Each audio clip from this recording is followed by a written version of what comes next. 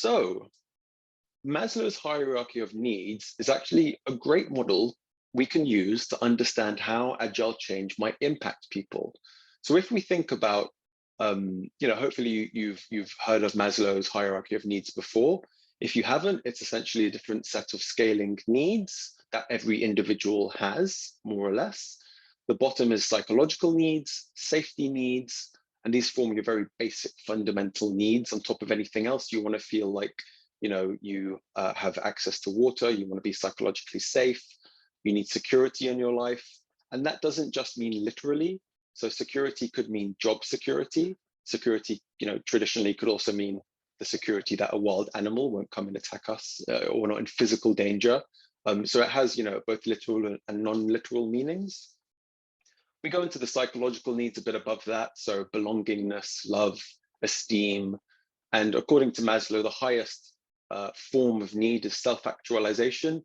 And this is essentially realizing your full, true potential and being really creative in that potential. And that's the most fulfilling need, according to Maslow. So one way that I try to frame and understand the resistance that I've encountered to my work as an Agile coach is to understand how Agile might impact these needs on the people that are being agiled. So let's play out a little scenario just to understand it a bit better. Let's say you're a middle manager going through an Agile transformation. Traditionally, very hierarchical. Now with Agile, we try to adopt a more flat structure. And you don't really see a clear role for yourself in this new world. Before you had, reporting lines and you were managing people, and now, all of a sudden people are autonomous and they make their own decisions.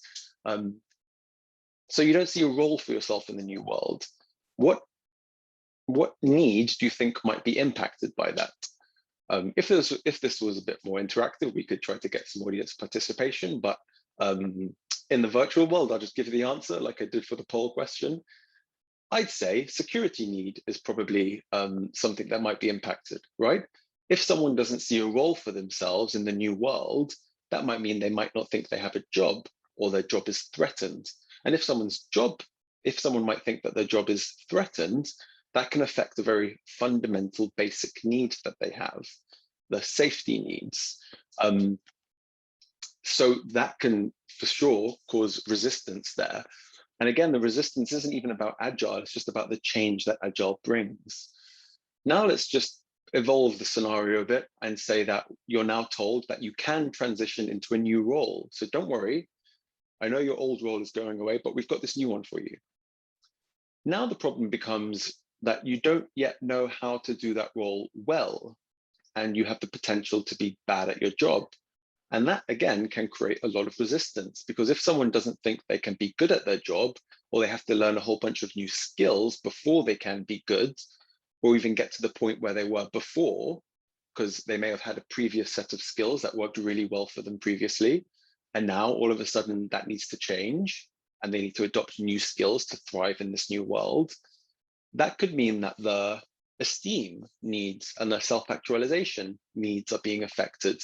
They're not good at they're not good at their job anymore, basically, at least not for a period of time where they're upskilling.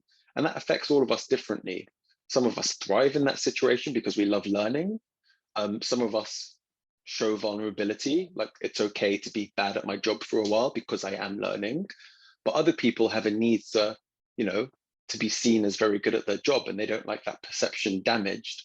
So when it comes along, when this new Agile thing comes along and they're not yet good at it, it can create resistance, essentially.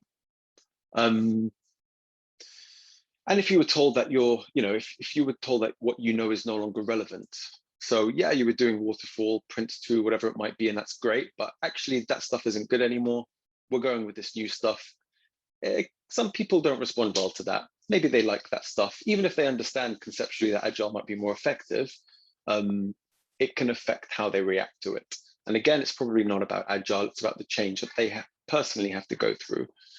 I once introduced Agile at an organization, and I was working with the developers quite closely, and they almost bit my head off when I encouraged them to not only do coding, but testing as well. So I was trying to help them become more T-shaped, and they hated it at first. The developers pointed at the testers and saying, it's their job to do testing. And the testers were pointing back at the developers and saying, they're taking our jobs if they do testing. What are we going to do? Everyone was scared because they were being asked to do new things, essentially. And they weren't yet good at the new things that they were being asked to do, and that helped, and that created resistance. And they conflated the fear of uncertainty and potentially being bad at doing these new skills for a short while with a fear of agile, and they didn't want to do it. They didn't welcome the change because they didn't think they'd be good at it. So obviously, I tried to create a safe environment, give them all the facilitation and enablement that they needed to try it out, learn, get better. And I saw a direct correlation between them enjoying agile. They thought it worked a lot better for them once they got over that fear and uncertainty. So what I've learned from that is essentially that the source of resistance or reservations to change is not actually about agile. Again, it's about the process that people go through. And Pink's intrinsic motivators Pink's intrinsic motivators. Dan Pink, great guy, lots of super interesting work on change management. This aligns really well to his theory as well. So he says to be intrinsically motivated, you need mastery, autonomy, and purpose. I'm not going to define them too much now, but mastery is what you think it is, being really good at your job, essentially, to an extent. And if you're trying these new skills and learning these new skills and you're not good at your job for a while, that can affect something that intrinsically motivates you. And again, that all helps to create resistance.